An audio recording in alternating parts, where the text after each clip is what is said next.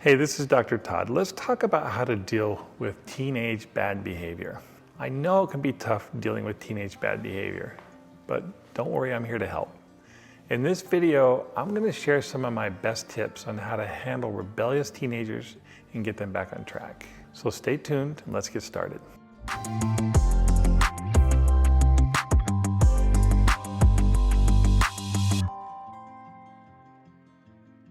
Sometimes bad behaviors result from ineffective parenting, and sometimes bad behaviors just result from kids doing what they're going to do and making their own choices regardless of what you want. So let's talk about how to deal with bad behaviors for each of these scenarios. If bad behaviors are the result of ineffective parenting, it's usually because you don't have enough credibility as a parent. We all struggle with this. I struggle with this, and I often have to ask myself if this is what's happening with me. So broadly speaking, let me illustrate with a really extreme example of what credibility isn't, because I think that'll help you see what credibility is. So just the other day, I was talking with my son about one of his friends.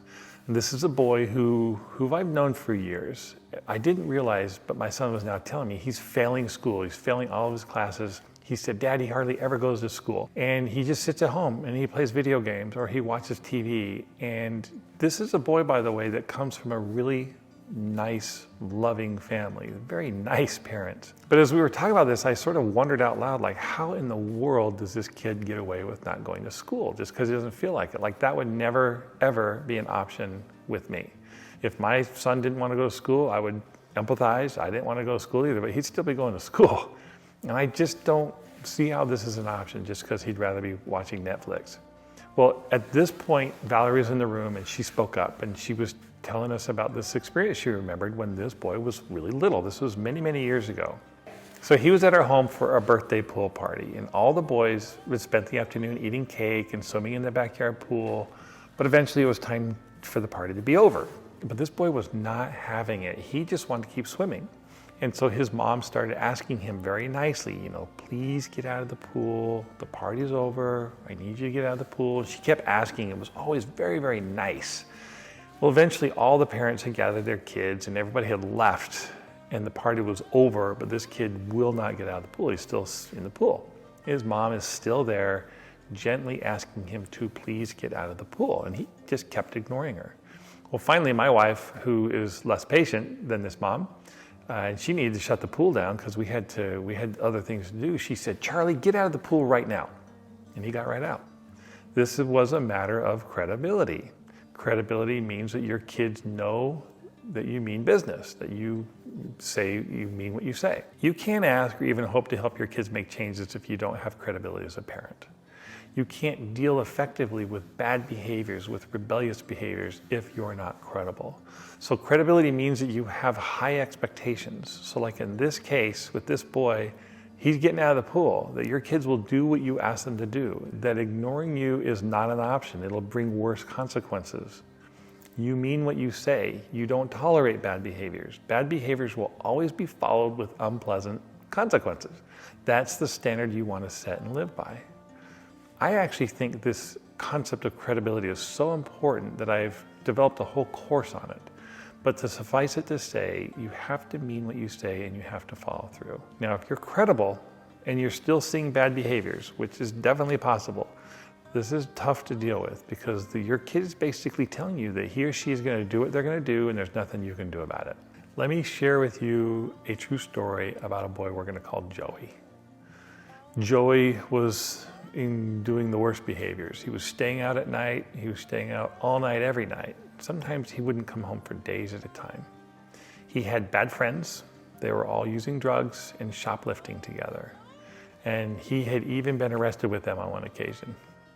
Joey, who used to be a straight A student, was now skipping school and failing all of his classes, and he didn't care. He did not care about school.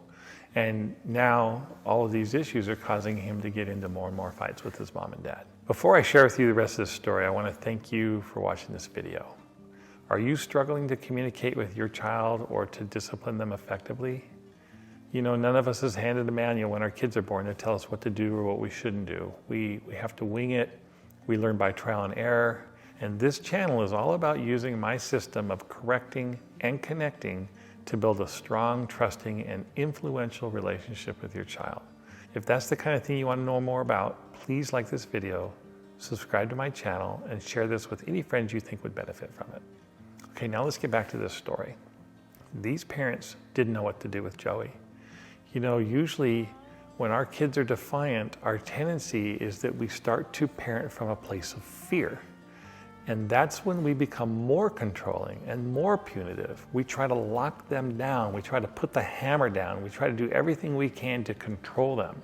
But the problem is that this backfires. It never works. It never will work.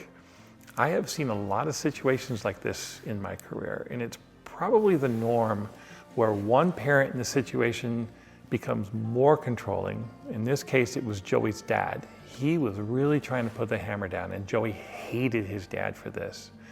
Mom was softer in this situation, and she was trying everything she could to maintain a relationship with him.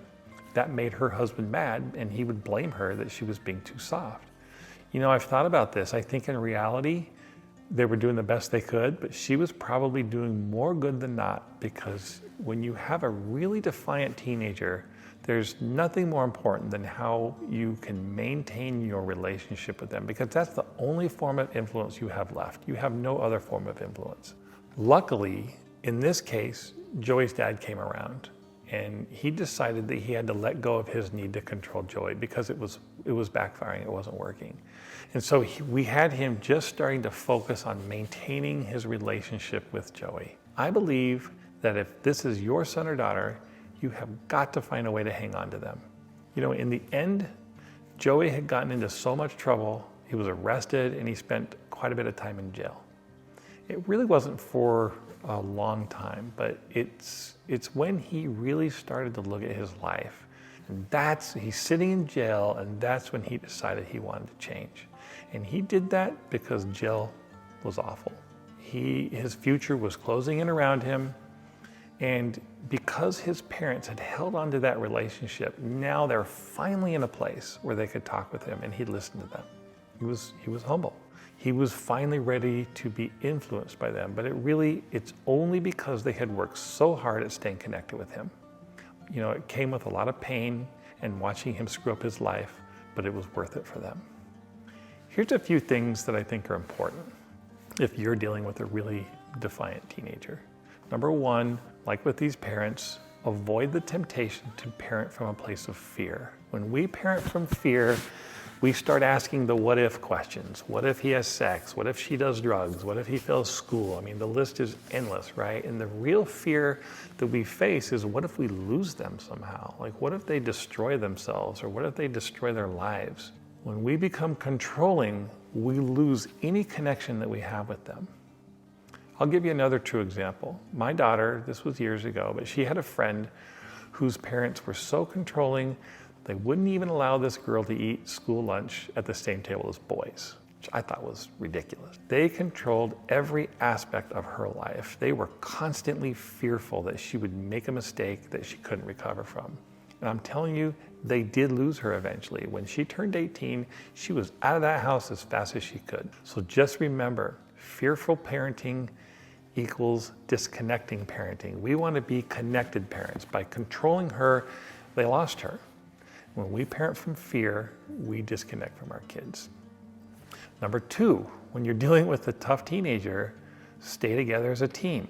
If you're together as a couple, or if you're divorced, the better you can be as a team, the better it will be for your child.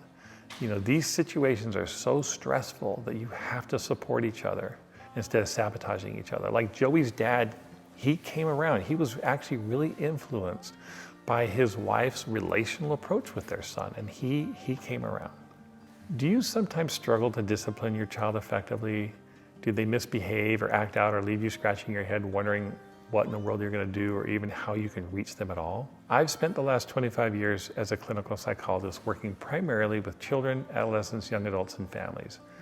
I've seen how these principles I teach have benefited my own family and so many others. And I want this for you too.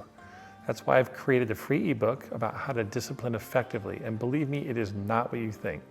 This will help you correct and connect with your child. It contains information from my 25 years as a psychologist and it's designed to give you an understanding of effective parenting tools, as well as practical steps that you can take today. Just go to drtoddtalks.com or click the link in the video description below, fill in your details, and I'll send it right to you.